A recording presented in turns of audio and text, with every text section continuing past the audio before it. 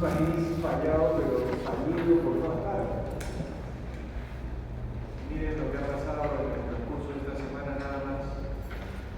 El Congreso está modificando leyes sustanciales. Está modificando en el sentido de favorecer a los grandes grupos de poder económico.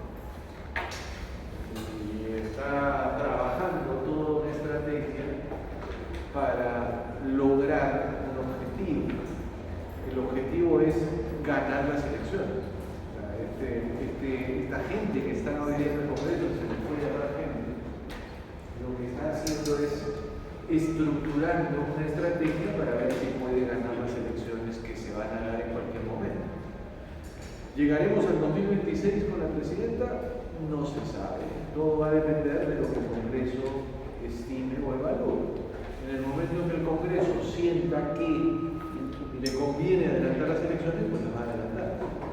Entonces hay una serie de cosas, de factores políticos que se están moviendo de una manera realmente increíble. El Poder Judicial, el Ministerio Público siguen de cabeza. Hay una serie de situaciones, sentencias. La prensa, no sé si se han dado cuenta, se ha vuelto una prensa judicializada. Todas las cosas que pasan a nivel judicial o fiscal están en los periódicos, están en los titulares, forman parte de la noticia. Antes eso era una sección chiquitita del periódico. Hoy día es una sección principal, que es parte de lo que estamos viviendo, o sea, parte de lo que se está viviendo en el país. Y para colmo de males, o sea, ya la acabóse total, campeona la otra. Terrible. En fin. Bueno, atentos a la realidad, atentos a lo que está pasando. Yo calculo que muy pronto o en cualquier momento va a haber algún impacto, alguna situación, algún hecho nuevo que va a cambiar el escenario que hasta el día de hoy tenemos, que dicho sea de paso tampoco es nada bueno, nada positivo. Volvamos a lo nuestro. Yo calculo que en la clase de hoy y en la próxima debiéramos terminar ya esta primera parte del curso, o sea que estamos entrando a la recta final de esta primera parte del curso. Así que ojo con sus lecturas, las que están haciendo, y con las clases, o sea, con lo que estamos tratando en clases, porque en el fondo a lo que estoy apostando es a que puedan, desde la historia, mirar realidades que tienen que ver con el funcionamiento del Estado, pero además con nuestra propia realidad. ¿Qué vimos en la clase pasada? En la clase pasada vimos cómo un imperio realmente impactante se vino al piso. Y se vino al piso en el tiempo, no es que se cayó en un día. Muchas veces la caída o las caídas de estos imperios toman tiempo. Estados Unidos, por ejemplo, está en una crisis terrible. Su democracia está afectada. Esa democracia que por tantos años fue el reflejo de las democracias mundiales, hoy día está en crisis. Y está en crisis por un candidato como Donald Trump, pero porque ese candidato tiene seguidores.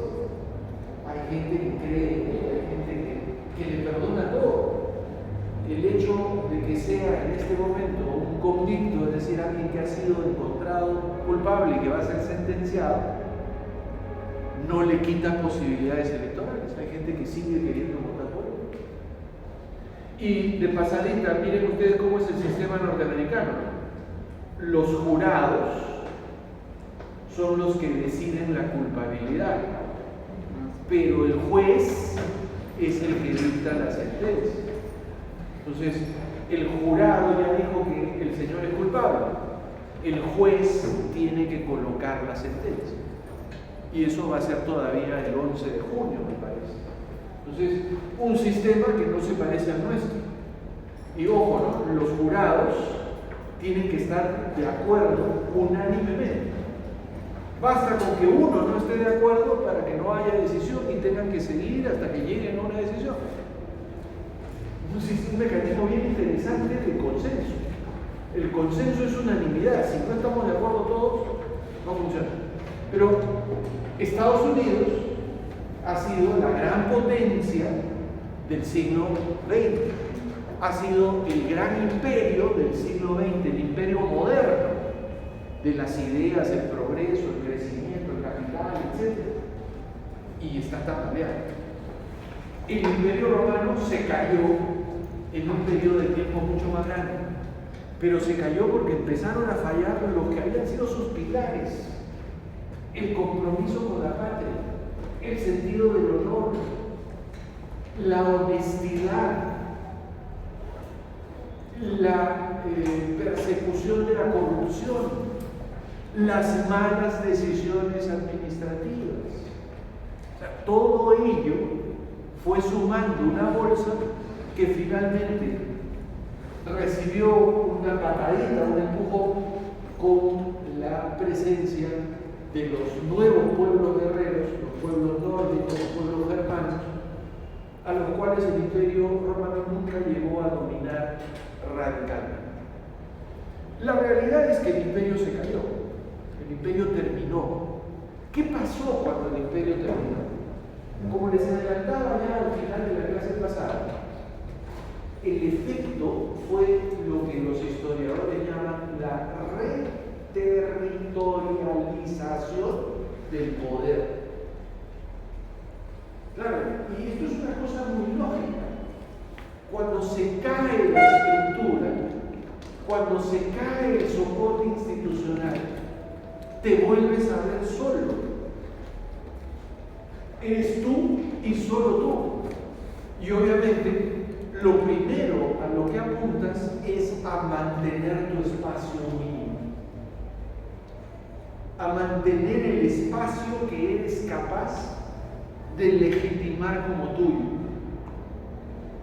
En ese proceso, ciertamente, los que habían sido propietarios con el Imperio Romano dijeron: yo sigo siendo propietario, pero ahora no hay imperio, pero estoy yo sigo dando unidad, yo sigo dando soporte a este nuevo territorio. Recuerden que las primeras civilizaciones del mundo antiguo nos habían hablado de las ciudades-estado.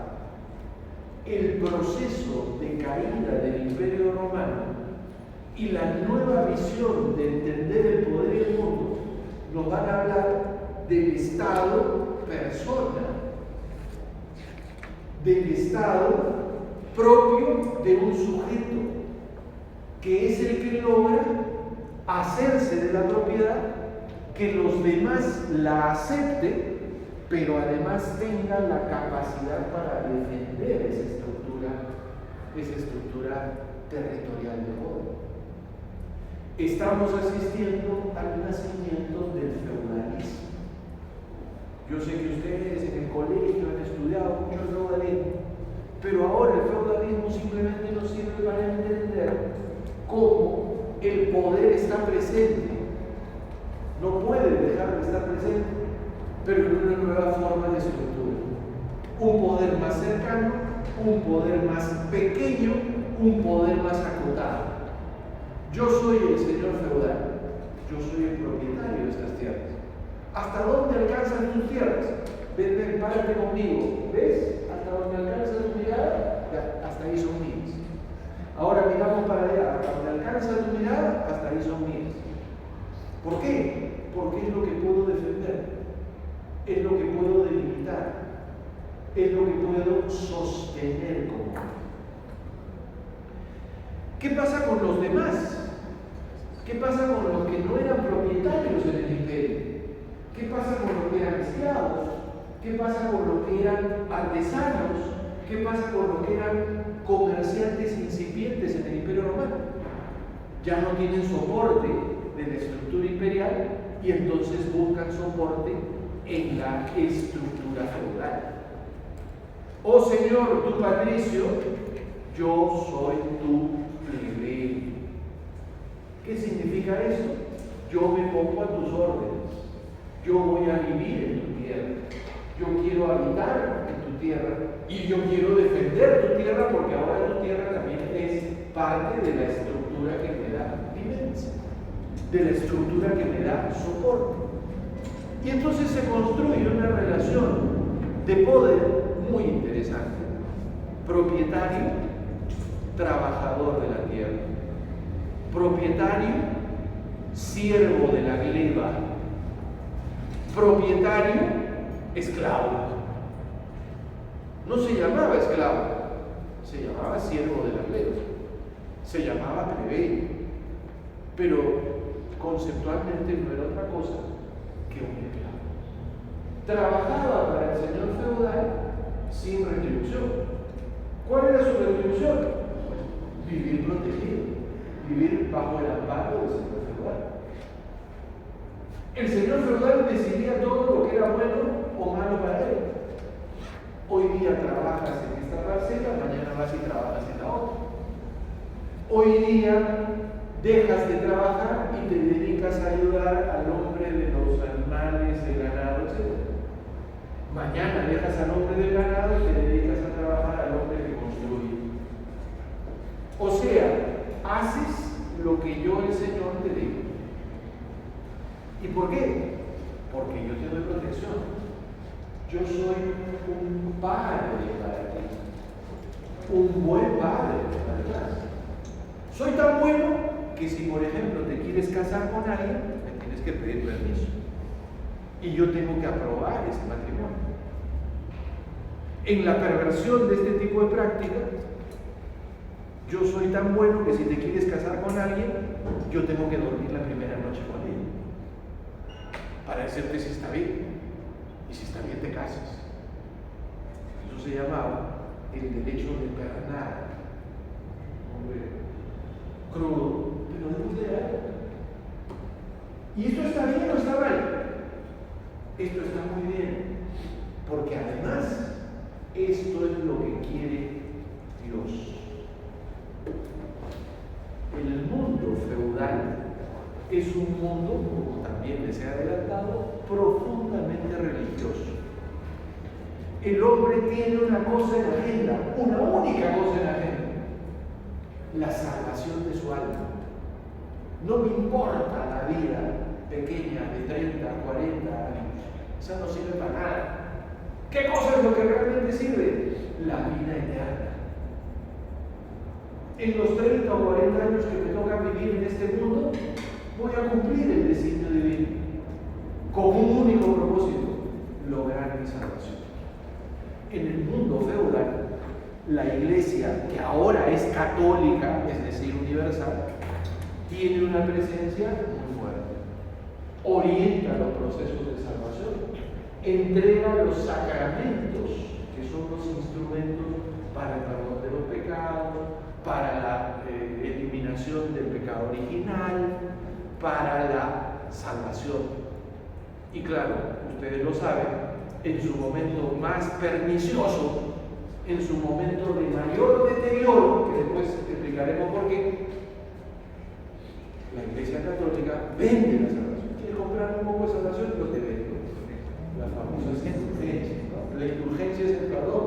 ¿Quieres comprar perdón? Mira, así un miserable, ¿verdad? No sé, pues por 100 ducados te vendo perdón. Que vende perdón. Y obviamente la iglesia, en todo este proceso, empieza a adquirir mucha riqueza. Hay mucha gente de bienes, hay mucho propietario que le dona cosas a la iglesia. Le entrega los bienes, porque dice, no, en la Biblia dice que es muy difícil que un rico entre al reino de los cielos. No quiero ser rico, toma todo la iglesia, sé tú la tenedora de todo. Es una época que desde el punto de vista religioso también ha sido considerada de oscurantista. Se acusa a la Iglesia Católica de enfrentarse a las ciencias, enfrentarse al conocimiento, de mantener un status quo que fuera acorde con las prédicas evangélicas en sus lecturas más literales, que además obviamente solo podía hacer la propia iglesia.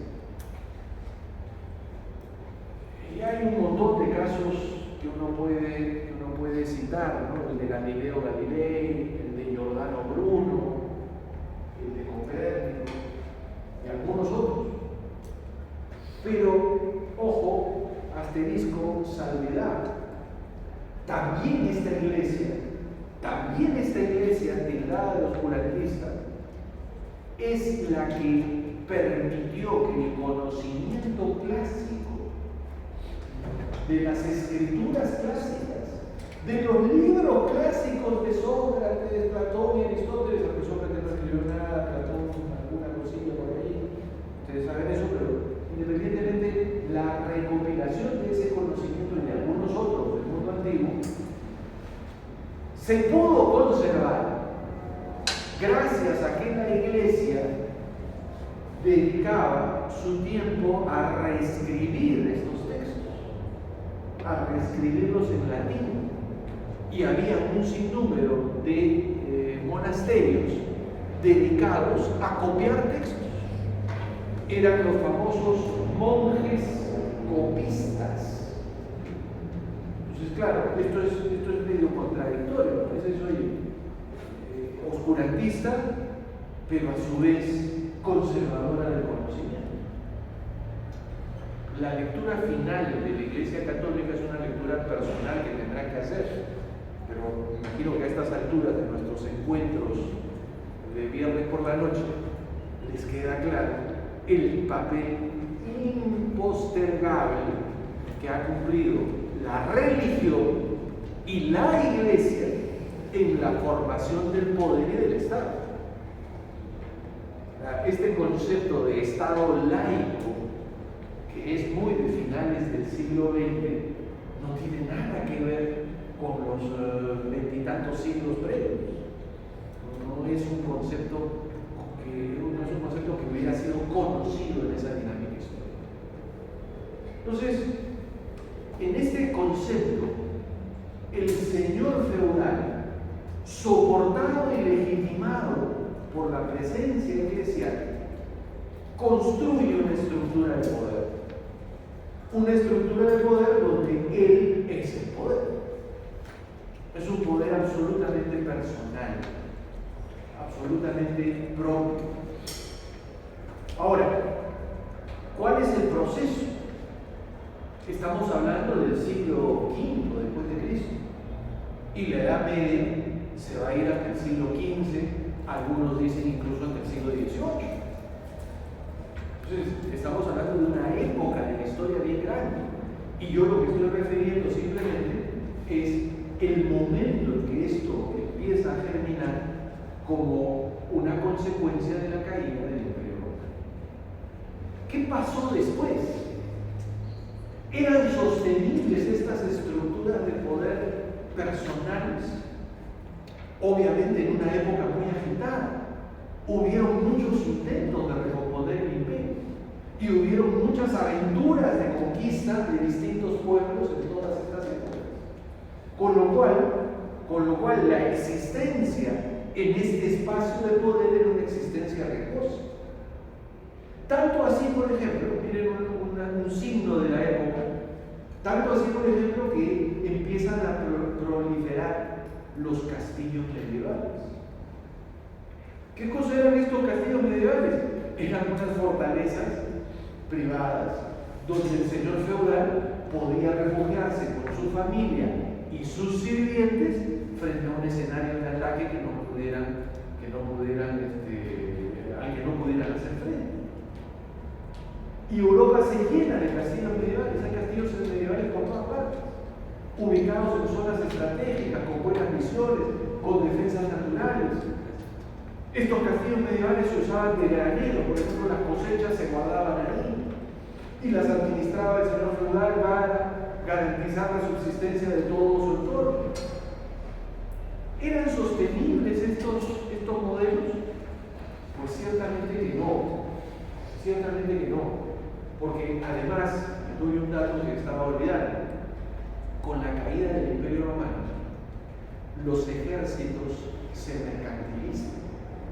Si hasta ese momento los soldados habían cobrado salarios al imperio, cuando no hay imperio, se miran a sí mismos y dicen, bueno, ¿nosotros qué tenemos para ofrecerle al mercado? Lo único que tengo para ofrecerle al mercado son mis habilidades guerreras. Entonces, te vendo mi espada. ¿Cuánto pagas porque mi espada te defiende? Entonces también es una época en que circulan por los territorios ejércitos mercenarios, ejércitos a sueldo. Y obviamente eso es muy peligroso. ¿Le suena algo familiar en el Perú?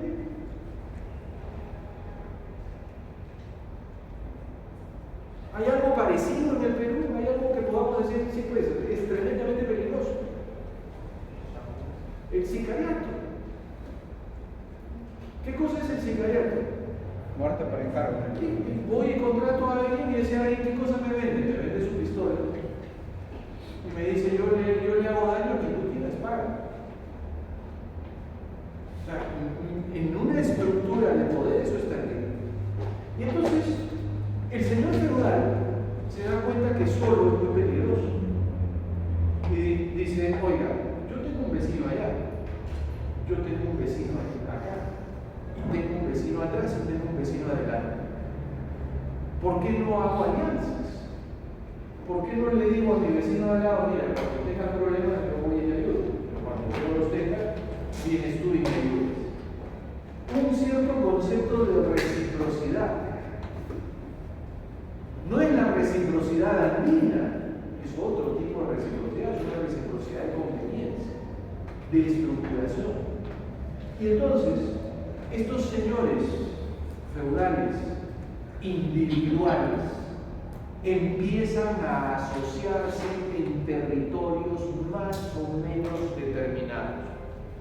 ¿Qué cosa genera esa asociación? La cercanía. La cercanía. Y obviamente la cercanía también determina, por ejemplo, el mismo tipo de idioma o dialecto.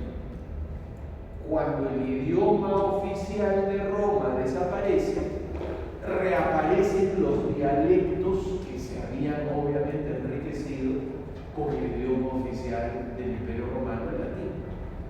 Y entonces aparecen el italiano, el francés, el español, el inglés, el alemán y un montón de otros dialectos.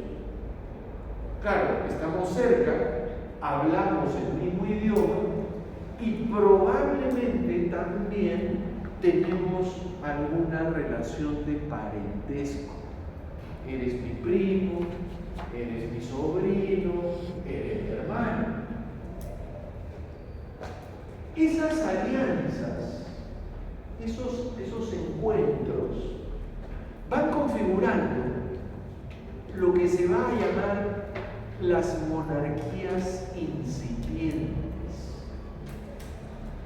¿Por qué? Porque obviamente son monarcas de territorios relativos, llámense relativamente grandes o relativamente pequeños, no importa cómo quieran llamarlo, son territorios relativos, es decir, territorios de no grandes extensiones, pero que están sometidos a la cabeza de un monarca. ¿Quién es ese monarca? Miren qué problema. Miren qué problema y además qué solución más interesante. Tú estás al frente, tú estás al costado, tú estás más allá y yo estoy acá. Muy bien, todos somos iguales. Tú eres tan señor feudal como yo. ¿Quién va a ser el monarca? Obviamente empiezan los acuerdos. Tú que eres el mejor guerrero, estamos en una época guerrera, tú que eres el mejor guerrero. Tú que eres el que mejor administra. Tú que tienes las mejores simpatías con el pueblo, con los ciegos. No va a decir que los ciegos se levanten, se subleven, no generen algún problema de ese tipo. Tu presencia garantiza la estructura de poder. Y entonces, mediante esas asociaciones, por distintas causas como la que estoy mencionando, termina constituida la figura del monarca. Pero cuidadito, tú serás el monarca, pero yo soy tan señor feudal como tú. ¿Han escuchado la frase el primus inter pares? Entre pares, Primus inter pares, el primero entre los iguales. Tú eres tan señor feudal como yo, pero yo soy el monarca. Y claro, todo está bonito hasta que me muero. ¿Cómo hacemos la línea sucesoria? Porque obviamente si tú eres igual que yo y me muero yo, tú levantas la mano y dices, bueno, ahora me toca a mí. Y claro, esa fue una fórmula que se intentó, pero que al final no prosperó. ¿Por qué? Por factores religiosos. Cuando todos han decidido que el monarca soy yo, Dios tiene que bendecir eso. Entonces vamos donde el Papa, vamos donde el vicario de Cristo.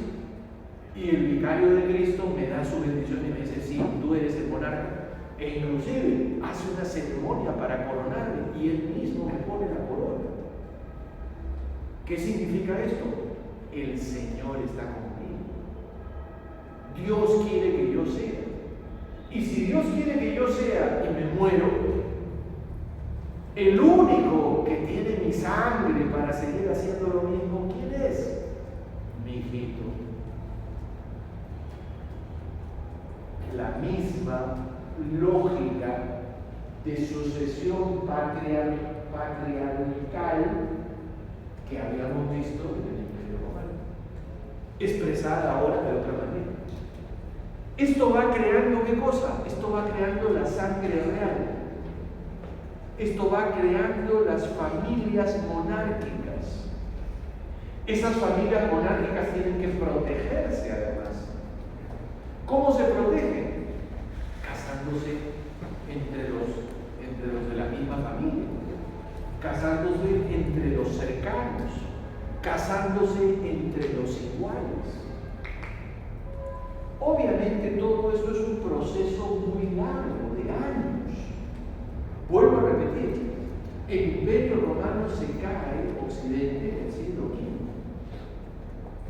Y estas monarquías incipientes son monarquías incipientes entre el siglo V y el siglo XI, XII, XIII. O sea, estamos hablando de 600, 700 años. Cuando piensen en 600, 700 años, una forma bien rápida de darse cuenta es ¿cuántos años tiene el Perú? Perú tiene 200 años. Como república. Como república, sí, no veo. ¿Se dan cuenta de lo que hablamos?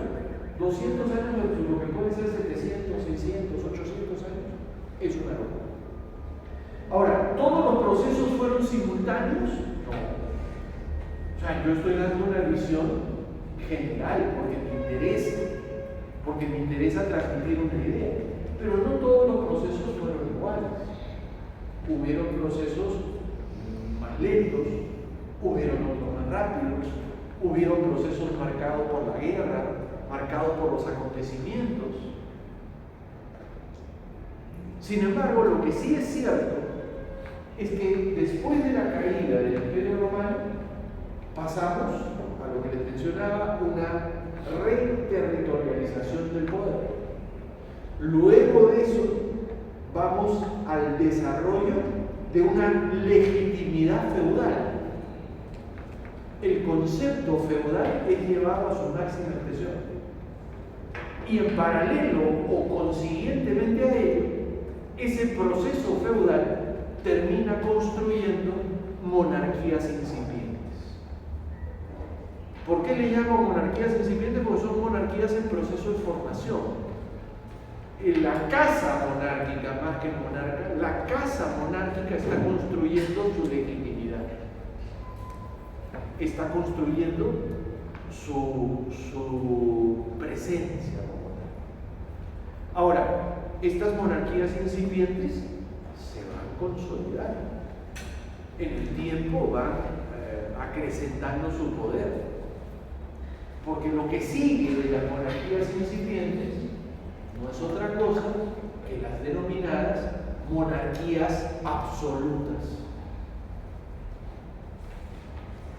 ¿Qué hay entre una monarquía incipiente y una monarquía absoluta? Tiempo, legitimidad, consolidación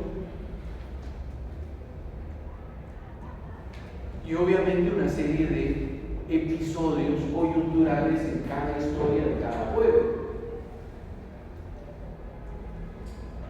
Ahora, ¿cuántas monarquías incipientes se convirtieron en monarquías absolutas? Un montón. Casi las que corresponden hoy día a cada uno de los pueblos que forman parte de la Europa occidental. Ahora ustedes dirán, profesor, pero está viendo usted el fenómeno occidental. Yo les advertí la primera clase, les dije, vamos a hacer el seguimiento del Estado desde la lógica occidental. Pero había cosas pasando por otros lados, claro que sí. Habían cosas pasando en China, habían cosas pasando en India y habían cosas pasando en América. Sin embargo, la fuente de cultura y de pensamiento y el Estado que nosotros seguimos es un Estado occidental. Ahí tienen ustedes a Estado humano hablando de acabar con el Estado occidental y pasar más bien a un Estado andino. O sea, hay mucha gente que dice, oye, esto es algo disparatado. No, disparatado no es. Es simplemente una manera de mirar que pueden haber otras formas estatales. Ya conversaremos de eso más adelante. Muy bien.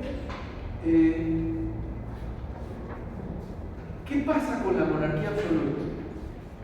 ¿Cuál es el carácter de la monarquía absoluta? En realidad es muy simple. Estos elementos que he mencionado llevados al extremo. Llevados al extremo, ¿qué significa llevados al extremo? Significa que el monarca absoluto atrae sobre sí todo los poderes. Es más que un señor feudal. Es el factor de unidad. Por ejemplo, si nos encontráramos con un sujeto transitando por la Europa del siglo XV y le hiciéramos la clásica pregunta que se hace en inglés también, ¿no? ¿De dónde eres tú? ¿De dónde eres tú? How are you? ¿No? Esa pregunta lo dejaría así turbeco. ¿Qué? Yo no soy de un lugar, nos contestaría. Yo no soy de un lugar. Yo soy súbdito de Juan. Yo soy súbdito de Carlos, yo soy súbdito de Enrique. O sea, a ver, no quiero parecer dramático, pero pongan en su mente esa referencia. Cuando nosotros nos preguntan algún factor de identificación, después de nuestro nombre está nuestra nacionalidad. ¿De dónde eres? No soy del Perú, señor. ¿Sí? Colóquense en el siglo XV. ¿Qué? ¿De dónde es? No, yo no soy de ninguna parte. Yo soy súbdito de él, de Juan, de Carlos, de Enrique, que es una persona de carne y hueso, que es un ser humano al que yo espero poder ver alguna vez en mi vida, porque le da sentido a todo. Es el factor de unidad de todo. Miren qué importante. Cuando los ingleses tuvieron que definir un sistema de medida, dijeron, ¿cómo medimos? El pie. El pie. ¿El pie de quién? El pie de Enrique. ¿Cuánto mide el pie del monarca? Ese es el pie. El pulgar. El pulgar de él. El codo. Obviamente de él. ¿El tuyo? No, ¿el tuyo qué va a ser? El de él. Porque él es el monarca. Cuando tuvieron que definir la vida o la muerte de las personas, ¿quién tenía en sus manos esa decisión? El monarca. Oiga, que un juez, mire, en algunas sociedades hubieron jueces, pero cualquier cosa que decidieran los jueces estaba sujeta a la decisión final del monarca. De ahí surge la figura del indulto. Pero el indulto monárquico, y acuérdense de esto, lo hablaremos a final de año ya, pero lo hablaremos. El indulto monárquico era bien cruel, porque el monarca le perdonaba la pena de muerte, y entonces el sujeto quedaba vivo, pero el monarca podía en cualquier momento ordenar que lo mataran. O sea, era un indulto que en realidad lo ponía en manos del monarca. El monarca podía matarlo cuando le daba la gana. ¿Ven la figura? Por eso, ya se lo digo de la vez, por eso en los estados republicanos el indulto es irreversible. Cuando tú indultas a alguien, indultado está. Porque si no, si fuera reversible, eso significaría que la persona estaría amarrada al poder de aquel que lo indultó. El caso de Estás pensando en Fujimori. 2017, 2018. Claro, yo soy de los que cree, pese a todo lo que quiero ver a Fujimori preso, que ya lo indultaron. No, pero la de 2017, por ejemplo, salió y luego otra vez lo regresaron. Sí, pues yo creo que eso es un error. Esas son las cosas que hacemos mal. Y muchas veces las hacemos mal por no entender la figura. Si tú entiendes la figura del indulto, es ya te perdoné. Claro, en la época monárquica sigues dependiendo de mí, pero en una época republicana, si te perdoné, se acabó. ¿Y por qué puedo hacer eso? Porque miren, esto significa montarme por encima de todo el esquema de administración, de cumplimiento de las leyes en el reino, mi reino. ¿Por qué puedo hacer esto? Porque yo soy el rey. O sea, tú puedes cambiar la regla del juego cuando te dé la gana. Sí. ¿Tienes algún problema? Si tienes algún problema, avísame porque te puedo ejecutar ahorita. ¿Entienden la figura? O sea, es bien importante para mí que entiendan este concepto monárquico. Esto es lo que llamamos el absolutismo monárquico. En esta sociedad monárquica, un elemento bien interesante es el que se llama la ley testamentaria. ¿Han escuchado hablar de esto? ¿Han escuchado este concepto? Ley testamentaria. ¿A qué les suena? ¿De la palabra de Dios? La clase social, si no me equivoco. Testamentaria viene de estatuto. Viene de estatuto.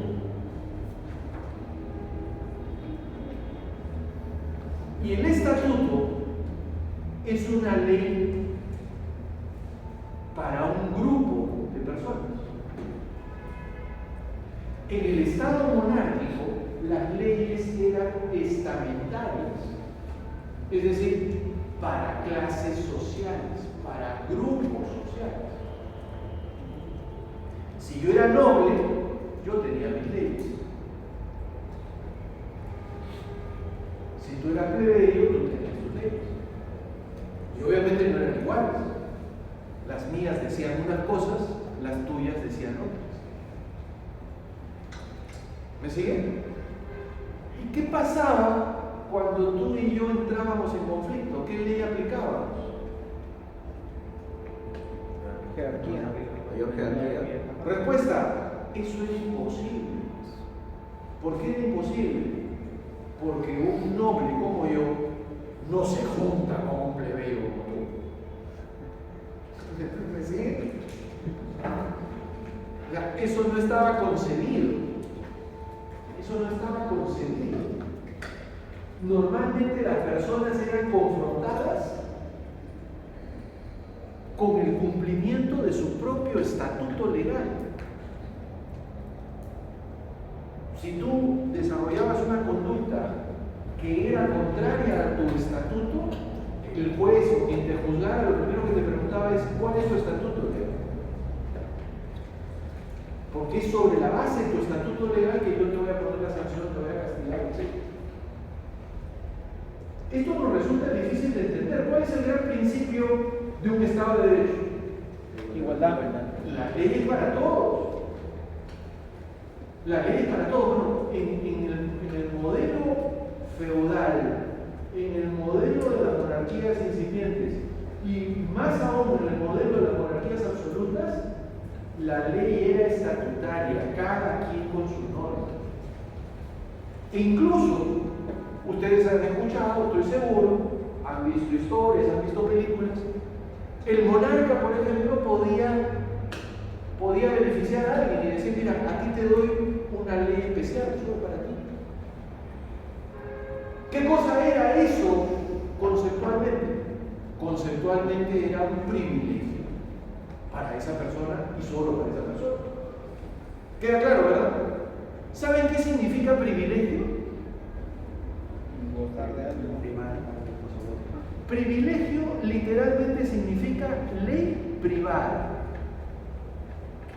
Viene de privatum y de legis. Fuerte la idea. Ley privada. Yo tengo mi ley, a mí me aplicas mi ley, a ti que te aplique la tuya. Fuerte, fuertísimo dentro de la estructura y dentro del concepto de una organización estatutaria. Ahora, además de esto, era imposible cualquier tipo de movilidad, de movilidad social, porque existiera más bien la inmovilidad social. Si naciste esclavo, te quedas como esclavo. Si naciste noble, te quedas noble. Nadie cambia de lugar. Eso no es posible. Estoy describiendo la etapa más cruda. Obviamente esa etapa va a tener situaciones de cambio, después lo veremos. Pero desde la etapa más cruda del asunto es así. Y nadie protestaba. O sea, todo el mundo comprendía el rol que le tocaba por el determinismo religioso. El factor religioso como un factor importante. La propia iglesia estaba estructurada en jerarquías. Una cosa es el Papa, una cosa es el arcipreste, una cosa es el obispo, una cosa es el arzobispo, una cosa es el obispo, otra cosa es el cardenal, y finalmente en la cadena una cosa es el cura.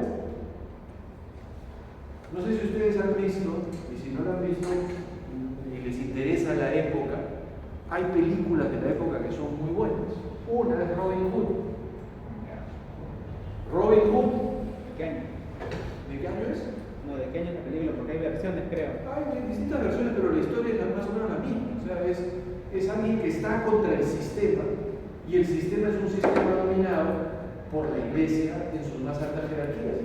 Y sin embargo, en el grupo de Robin hay un cura, hay un fraile, que es el fraile del pueblo, el fraile popular. Entonces, eso está.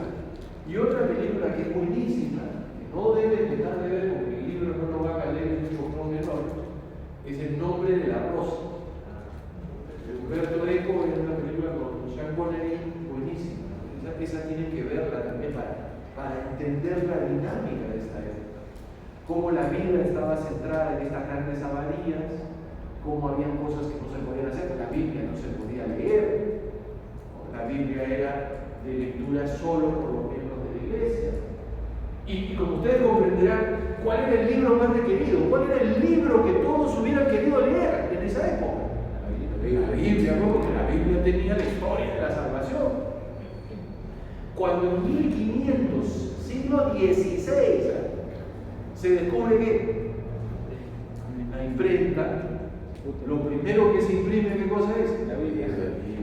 Y Y lo primero que buscaba la gente para leer, ¿qué cosa era? Aunque sea clandestinamente, la iglesia inteligentemente dijo, bueno, la van a imprimir, pero no la puede leer nadie. La leen solo los miembros de la iglesia. Traducir. Claro, y no pudo controlar eso. La Biblia se empezó a leer. Y ese fue un factor de la caída de las monarquías absolutas. Porque eso contribuyó a debilitar la idea, el concepto de unidad, de jerarquía y demás. Entonces, miren ese proceso. Este tema es simple, rápido. Se cae el imperio, vamos a la etapa feudal, al estado feudal. Del estado feudal pasamos a las monarquías incipientes, y esas monarquías incipientes se van robusteciendo de una manera fuerte hasta convertirse en monarquías absolutas. ¿Cuándo podemos hablar de la existencia de monarquías absolutas? Va a depender de la historia de cada pueblo. Pero nosotros necesitamos una monarquía absoluta. Necesitamos estudiar una monarquía absoluta. Porque es la que mejor refleja el paso siguiente. ¿Cuál es el paso siguiente después de la monarquía absoluta? Después de la monarquía absoluta, entramos al Estado de Derecho, a lo que se va a llamar el nuevo régimen, en contraposición al antiguo régimen. El antiguo régimen es el régimen característico de las monarquías absolutas. Entonces, ya ven a dónde vamos, ¿no? ¿Cuál será nuestra meta?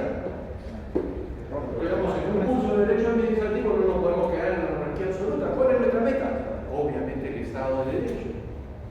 Ya podríamos pasar al Estado de Derecho. Yo decía, bueno, ya, la monarquía absoluta se acaba, pasemos al Estado de Derecho. Pero claro, vamos a hacer eso a la luz de la monarquía francesa. Antes de estudiar la monarquía francesa, o decir cosas sobre la monarquía francesa, porque estudiar no es demasiada pretensión, yo aquí estoy pinceleando ideas. Sí merece una mención aparte la monarquía inglesa. ¿Por qué? Porque la monarquía inglesa va a ser muy mirada por los revolucionarios franceses cuando planteen el nuevo modelo estatal. ¿Y por qué va a ser muy mirada? Porque en Francia estaba consolidada una monarquía absoluta, donde el monarca hacía y deshacía lo que le daba la gana. En cambio, en Inglaterra, no. En Inglaterra el monarca había aprendido a convivir con el colectivo de señores feudales que lo habían encumbrado. Ese colectivo de señores feudales que lo habían encumbrado se fue perfilando y se fue denominando la Cámara o la Reunión de los Lores, es decir, de los señores. Y esa Cámara de los Lores tiene un gesto bien importante allá por el siglo XIII. Gobernaba Inglaterra Juan, el monarca Juan, conocido como Juan sin tierra. Y en un determinado momento Juan, sintiendo su monarquía y sintiendo su poder y teniendo necesidades económicas, decide aplicarles un impuesto a todos los nobles del pueblo. Y todos los nobles del pueblo lo llamaron al orden y le dijeron: Juan, ven para acá. Juan, tú serás muy monarca, pero en realidad eres un primus inter pares. Así que no se te vuelva a ocurrir poner impuestos si primero no los hemos aprobado nosotros. Estamos hablando de 1215 y del nacimiento de una especie de constitución, la famosa Carta Magna. Más allá de los detalles, miren lo que está pasando en ese esquema. En ese esquema está pasando que el grupo, los herederos del Senado, los herederos de la propiedad. Le están diciendo al monarca, tú gobiernas, eres el rey, pero las grandes decisiones pasan por ti. ¿Qué cosa es eso? En realidad, eso es el simiente de una monarquía constitucional.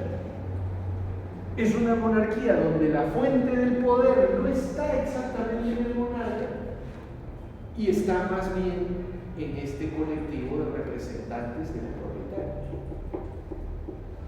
Muchos años después, el Parlamento inglés va a incorporar a la llamada Cámara de los Comunes, es decir, los que no son propietarios. ¿Se parece a alguna discusión aquí en Perú? Se parece, ¿no? El Perú por mucho tiempo ha tenido una Cámara de Diputados y una Cámara de Senadores. El Fujimorismo en los 90, quitó la Cámara de Senadores. Y el Fujimorismo en el 2024 acaba de incorporar la Cámara de Senadores. Ahora, ¿tienen idea por qué? Para darle puesta a sus ayeyeros. También. Pero el tema es más simple, ¿ya? Todos los parlamentos de dos cámaras tienen un proceso de formación de las leyes más intensa, más conversado, ¿verdad? Pero ¿quién tiene la última palabra? O sea, ¿quién decide finalmente? Los senadores. El tema es así, decide el Senado. Los senadores. Decide el Senado. Entonces, cuando el fujimorismo en su estrategia política dice vamos a recomponer la Cámara de Senadores en el Perú, es porque está apostando a qué? Está apostando a comprar el Senado, es decir, en las próximas elecciones nosotros vamos a tener el Senado. Y entonces, cuando tengamos el Senado, vamos a hacer la última palabra de todo. O sea, así de simple es el tema. En Estados Unidos hay una ley que dice de que sí, por ejemplo, ahí está en la base de los, no sé cuál es el nombre ahora mismo, pero sí una ley que se ha discutido, no me acuerdo bien el nombre específicamente, así que le llamaré senadores o diputados. Si en la Cámara de los Diputados se ha pasado una ley y los senadores no aprueban, si esa ley debe pasarse 3 veces y si la ciudad sigue sin aprobarla, entonces pasa directamente sin el poder presionado. Así tal vez puede haber algo bonito. Ok, es una fórmula, digamos, es una fórmula de transar cuando hay bronca entre la Cámara Alta y la Cámara Baja. Sí. Pero recuerda que lo que yo estoy comentando es general. El esquema es, la última palabra la tiene la Cámara Alta. Ahora, podrían haber escenarios particulares. Hay casos donde la Cámara Alta no puede generar las leyes. Tienen que venir propuestas de la Cámara Baja. Entonces, tú dices, ¿cómo es que tiene la última palabra si no puede generar las leyes? Tiene que esperar que alguien la genere. Son mecanismos de contrapeso que las distintas democracias van construyendo. Pero el esquema conceptual es que quien tiene la última palabra es la Cámara de Senado. Porque ponte a pensar, si hay un enfrentamiento entre las dos cámaras, tiene que haber una fórmula de salida. La fórmula de salida es deciden los senadores. ¿De acuerdo? ¿Se entiende lo que estoy tratando de decir? La intervención de su compañero es muy buena, porque dice, oiga, pero en Estados Unidos puede haber una fórmula diferente, en un caso muy excepcional, 3 veces que la Cámara de Diputados pasa una norma y el Senado dice no, segunda vez no, tercera vez la saco solo. O sea, para que eso pase realmente en una democracia institucionalizada es prácticamente imposible. ¿Por qué? Porque se genera pues otro tipo de consensos, otro tipo de situaciones en las democracias que funcionan. Ahora, si Estados Unidos seguirá siendo una democracia que funcione, cualquier cosa podría pasar. Y ahora, una disposición de ese tipo en el Perú no existe. Si existiera, podría ser causa de una guerra civil. Porque claro, nuestros niveles de intransigencia y de poca madurez en la construcción de un diálogo democrático son alarmantes. Son realmente alarmantes. ¿Estamos? ¿Se entiende la idea, verdad? Muy bien. Entonces, les he presentado a dónde vamos. Vamos a ver cómo las monarquías absolutas se terminan convirtiendo en estados de derecho. No todas, ciertamente, no va a pasar a la vez. La historia que vamos a mirar no es la historia de todos los pueblos, no pasa nada. Acá hay un dato más, estoy olvidando. No se olvide que a partir del siglo XV empiezan a jugar el partido las colonias. El descubrimiento de América es el más emblemático para eso. Claro, hubieron descubrimientos antes, el siglo XV, hubieron descubrimientos antes, pero el siglo XV con el descubrimiento de América fue realmente el escenario donde el tema colonial se puso como un factor importante en la historia de los pueblos de la Europa occidental. Miren esta dificultad. Yo soy el monarca, pero tengo territorio que nunca he pisado. ¿Se acuerdan de Carlos V que decía, en mi reino no se pone el sol? Claro, pero él no lo había visto. Porque ningún monarca vino a visitar sus colonias. Entonces, piensen un ratito lo que podía significar en la cabeza de estas personas el tener territorios que nunca habían conocido. ¿Qué forma de gobierno le damos? Acá yo soy el rey y allá también, pero no estoy. Creímos la figura del virrey. Creo que el dueño de todo era no el rey, sino la corona. La corona expresada por el rey. O sea, para efectos prácticos es lo mismo. ¿Quién es el dueño de la corona? Yo. ¿Qué cosa es la corona? Claro, la corona expresa el poder monárquico español, francés, alemán, inglés. Claro, esa corona hoy día está en manos de Jorge, mañana está en manos de Enrique, mañana en manos de Juan, es la misma corona. Ese es el concepto. Y obviamente, el tema de las colonias también va a tener un impacto en la historia en la historia de la Europa occidental.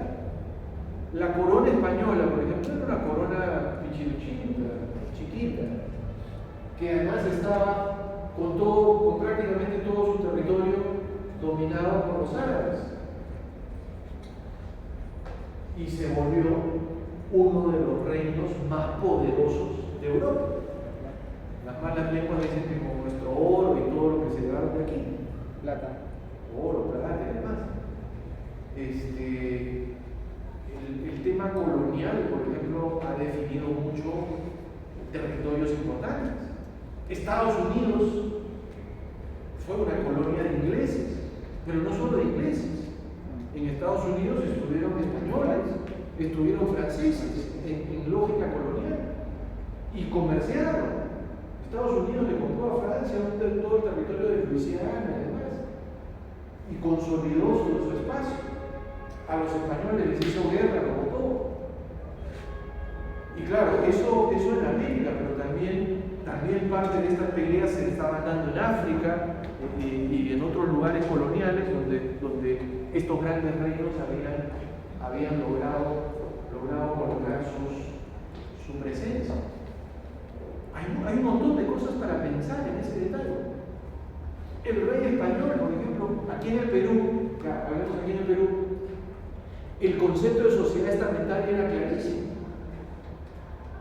Unas eran las reglas para los españoles peninsulares, otras eran las reglas para los criollos y otras eran las reglas para los indios.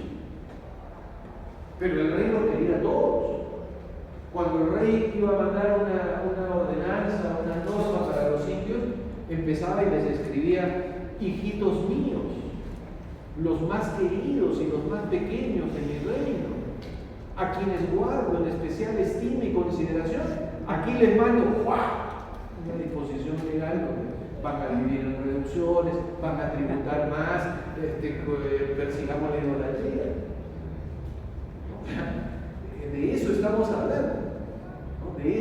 ese concepto estamos hablando. Estamentario, novedoso. Yo imagino que para los monarcas esta idea del virrey les debe haber roto la cabeza, porque tenían un personaje que era el representante del rey en un territorio que ellos no conocían y que no estaba a tiro de piedra, estaba a 45, 50, 60 días en barco. La gente se embarcaba y no sabía si las ibas a llegar. Eran travesías de mucha incertidumbre. Eran travesías que también enfrentaban el tema de los piratas ingleses, piratas holandeses, que estaban muy enseñoreados en el mar. Entonces, es un mundo pues, totalmente distinto, totalmente diferente. Pero pese a todo lo distinto y todo lo diferente, rescaten lo siguiente: es un mundo estructurado. El poder no se discute. El poder no se discute, está legitimado. Nadie levanta su mano y dice, ¿por qué? Si alguien levanta su mano y dice, ¿por qué lo mata? Es bien importante ese detalle. Muy bien, pero vamos a estudiar la caída. Vamos a estudiar la caída de la monarquía absoluta mirando la historia francesa. ¿Por qué la historia francesa? Porque obviamente es una de las historias, si no la más significativa en materia de ciencia política de todo el mundo occidental. Los franceses son bravos, son valientes, son gente peleona. Si han leído las noticias, por ejemplo, ahorita mismo hay una huelga enorme en Francia de los farmacéuticos. Están movilizados. Y hace 2 años, recuerdan ustedes la movilización de los chalecos amarillos. Y sin embargo, es una Francia que ha votado por el modelo liberal de Macron. Aunque en Europa el concepto de liberal o de socialista es un concepto muy diferente al que tenemos nosotros. Y mal que bien, los gobiernos se parecen mucho.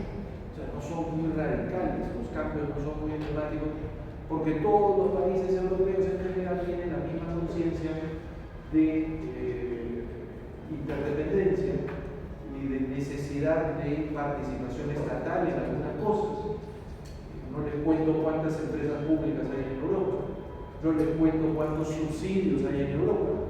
En la Europa más liberal que ustedes piensen, siguen habiendo subsidios y siguen habiendo empresas públicas y sigue habiendo actividades estratégicas y sigue habiendo planificación estatal.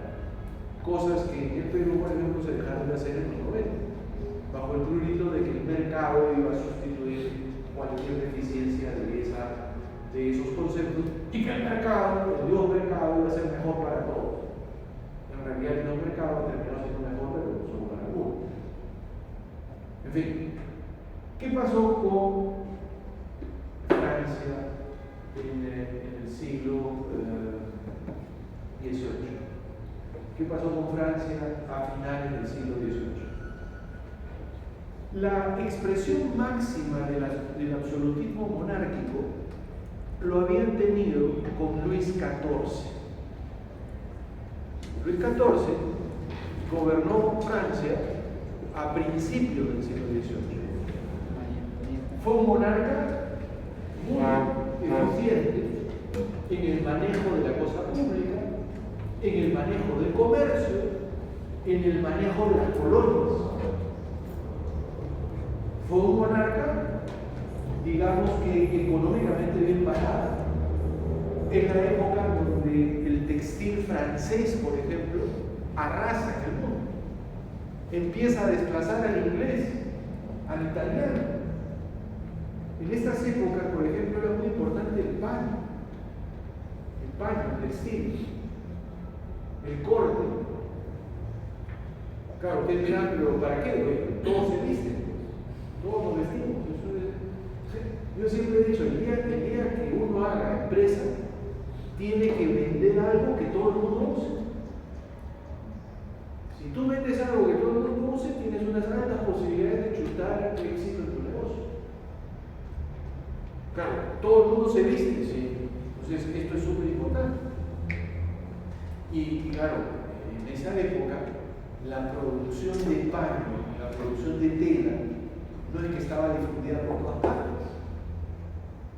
producción muy casera, muy manual en las casas, en los pueblos, hasta que empezaron los procesos de producción masiva. Y Francia tuvo mucho éxito con eso. Tuvo mucho éxito en el ámbito comercial, vuelvo a repetir, o sea, el comercio francés, la creatividad francesa, las colonias francesas. En otras palabras, Luis XIV tuvo un gobierno de mucho éxito. Es muy famoso su ministro de Economía, Becker, es muy famoso en sus decisiones de cobro de impuestos, un manejo de la cosa pública muy eficiente. Pero también tuvo problemas, también tuvo enfrentamientos, guerras, y no las ganó todas. Hubo algunas que perdió. Dicen algunos que ya en la parte final de su gobierno empezó a pasarle factura a algunas guerras que había perdido con los ingleses. Y que eso empezó a debilitar el poder de la corona francesa y de la propia sociedad francesa. Además, dato interesante, malos años de agricultura, algunas sequías. Entonces, cuando falta comida, la gente no está muy contenta. Sí. La expresión de María Antonieta, si no hay pan, que coman pasteles. Pero eso es más adelante todavía. Ay. Eso es más, estamos en Luis XIV.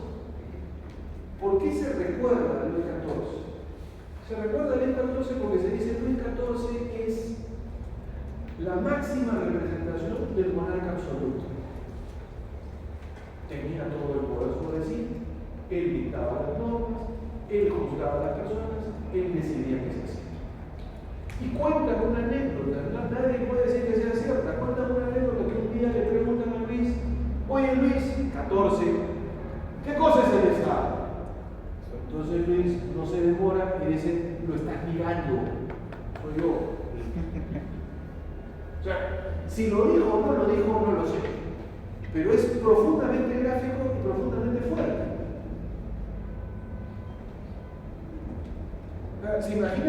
¿Se imaginan la comprensión que tuvo ese hombre de lo que él significaba en la estructura francesa para decir que el Estado soy yo? Realmente un ícono, realmente un visionario.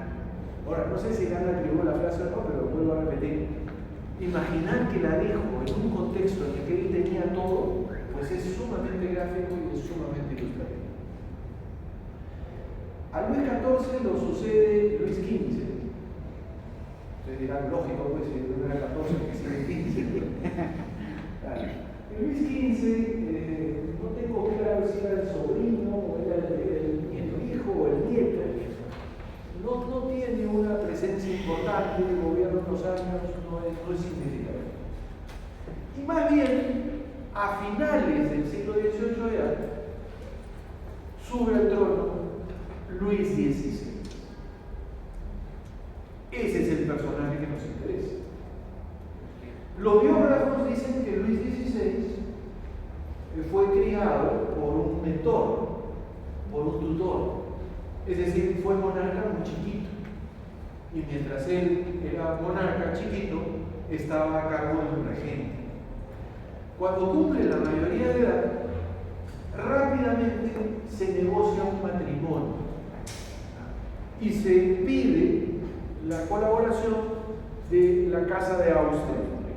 Y de la Casa de Austria mandan a María Antonieta, una mujer joven como él. Parece que no había mucha diferencia de edades entre ellos, era la misma edad. Pero a diferencia de Luis, que era temeroso, que era dubitativo, María Antonieta era una mujer muy fuerte, muy decidida. Y el matrimonio tenía por finalidad unificar Francia con Austria, unificar los tronos. Eso fue lo que concibieron quienes plantearon esta aventura matrimonial. Para los efectos prácticos, los historiadores dicen que Luis XVI dependía tremendamente de María Antonieta para tomar decisiones. en jerga peruana sería pues un saco largo. Brillante, nadie. Digamos, ya empezamos con los problemas. Si el monarca no es pues el que toma las decisiones, ya la cosa empieza a complicar. Y la segunda complicación es que si la que toma las decisiones no es francesa y responde a otros intereses, ya es más peligroso. Eso es lo que se decía en la corte francesa con este matrimonio. Lo segundo que dicen los historiadores es que les gustaba mucho el boato. El boato es una forma elegante de decir la juerga. O sea, les gustaba juerguear. ¿Qué significaba eso? Eso significaba obviamente que tenían una vida dispendiosa de grandes eventos, de grandes fiestas, de grandes joyas, de grandes vestidos, de grandes manifestaciones. O sea, todo era magnificente, porque les gustaba. Era parte de su identidad y de su forma de vivir. Y tercero, fue un pésimo momento económico para Francia. Se perdieron colonias, se perdieron más guerras con Inglaterra, las cosechas y los sembríos y todo lo demás fue muy mal. La sociedad estaba en crisis económica. Y lo peor que uno puede tener cuando hay crisis económica es malos gobernantes. No se olviden que no estamos en democracia, estamos en monarquía. Entonces, si el gobernante era malo, su problema sigue siendo gobernante. En ese contexto, en un contexto de descomposición y crisis en Francia, hay otros factores que empezar a mirar, que han hecho mella en la historia de estos siglos que van entre el siglo XV y el siglo XVIII. ¿Qué cosa había pasado? La Biblia se había difundido, siglo XV. Otras personas la habían leído. Y esas otras personas que la habían leído la habían interpretado también. Entonces, en el siglo XVIII estamos en un momento en que ya aparecieron las denominadas iglesias protestantes. Calvino, Lutero, Zwinglio, bueno, todos son del siglo XVII. ¿Y qué cosa habían hecho? O sea, ¿qué cosa, básicamente estas religiones protestantes, qué cosa era lo que básicamente habían hecho? Habían discutido el poder de la iglesia.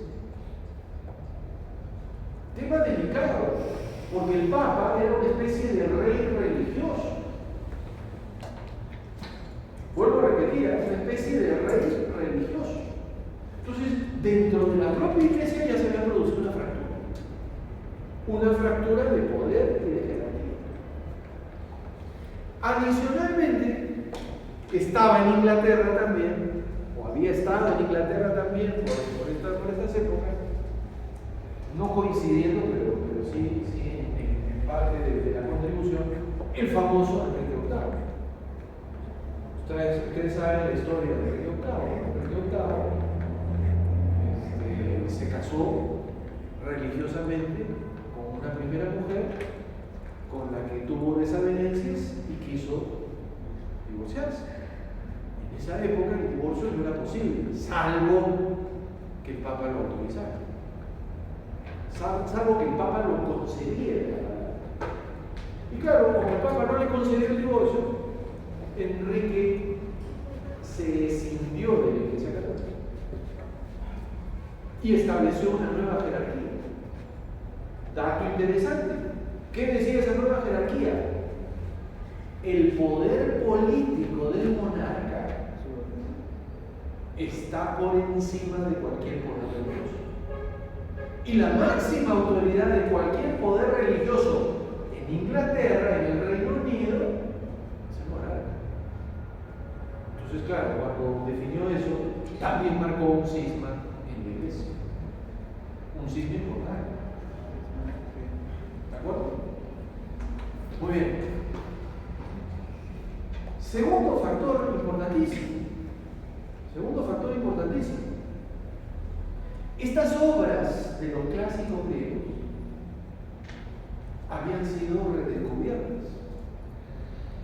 Con la aparición de la imprenta, ya el monje copista no tenía que seguir copiando, ahora podía imprimir. Y si bien la Biblia fue lo primero que se imprimió, estas obras se imprimieron después. Y cuando se imprimieron después, ¿qué cosa ocurrió? Más gente las pudo leer. Y empezó a surgir un pensamiento que dejó de mirar a Dios y empezó a mirar al hombre. ¿Cómo se llama ese movimiento? Ese movimiento se llama el humanismo, ¿no? Que además viene acompañado de una serie de enciclopedias o enciclopedistas de todo el conocimiento que se había acumulado en esta etapa. Que a diferencia de los que dicen que fue una etapa del oscurantismo, yo creo que fue una etapa de la acumulación. Y obviamente ahora con la imprenta esos conocimientos se podían difundir. Cuando conversábamos de las civilizaciones del mundo antiguo, yo decía lo importante que es transmitir conocimiento escrito. Cuando yo no puedo transmitir conocimiento escrito, tengo que transmitir conocimiento directo, es decir, yo tengo que ir a contarte. Pero yo no puedo estar en todas partes. En cambio, si el conocimiento está escrito, lo puedo difundir masivamente. Entonces hubo difusión de conocimiento, hubo humanismo, hubo renacimiento.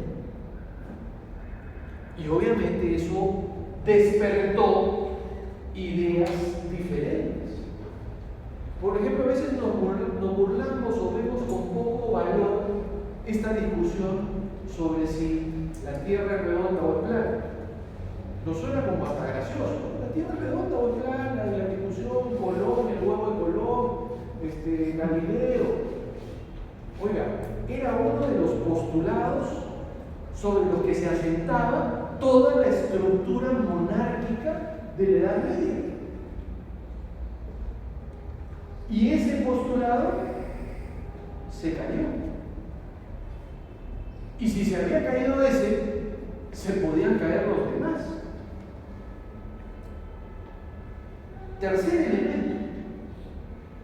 Durante la Edad Media hubo una clase social que no fue clase social y sin embargo fue determinante.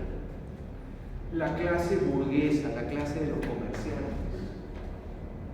Estos comerciantes de las distintas sociedades no eran nobles, tampoco eran plebeyos, porque si bien pertenecían socialmente a la clase plebeya, no se dedicaban a hacer lo que hacían los plebeyos. Y obviamente tenían dinero. El comerciante gana dinero. El comerciante de esa época también. Entonces, países es un error decir, no hay países. A las monarquías les podía ir mal económicamente, pero a los comerciantes no. A los comerciantes les iba bien. Y claro, el dinero puede comprar todo. ¿Dónde empezó el problema? El problema empezó cuando las monarquías empezaron a vender los títulos nobiliarios. Eso es una ruptura de todo. Y como ya con esto termino, además este mensaje para viernes va a estar simpático, como una especie de subelemento está el amor. ¿Cómo que el amor? Si no es el amor. ¿Qué pasa si yo soy un comerciante rico y mi hija, heredera rica, se enamora de ti que eres un noble pobre? El amor lo puede todo. El amor lo puede todo. O sea, en una sociedad más dinámica, en una sociedad más moderna, porque hay carretas, hay carruajes, hay carreteras, hay intercambios, también fluye un intercambio de personas, de conocimiento de personas.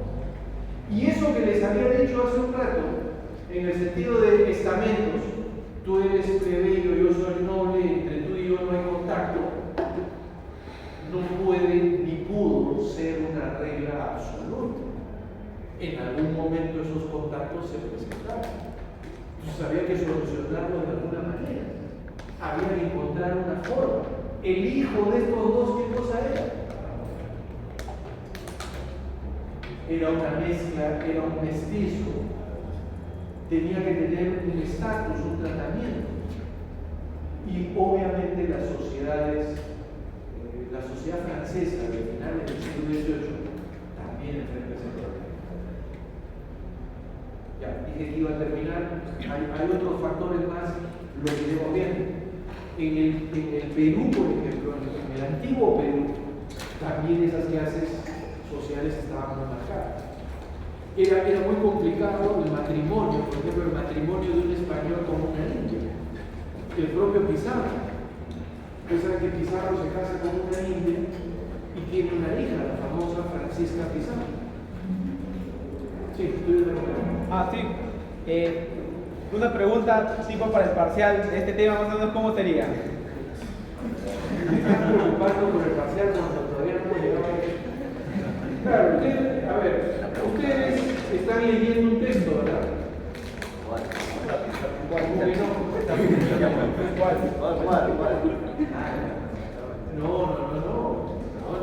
No les han repartido Sapiens.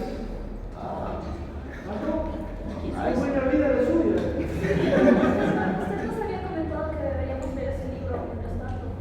Por eso, pues, lo está leyendo, ¿no? A ver, ¿qué es lo que me dice mi querido profesor Gomera? Usted nos había comentado que teníamos que leerlo mientras tanto. ¿Lo está leyendo? Claro, sobre estas clases yo les voy a entregar un texto. Las clases van a tener un texto de soporte. Es un texto elaborado por mí. No se los entrego antes, ¿por qué? Porque si los entrego antes, no viene pues.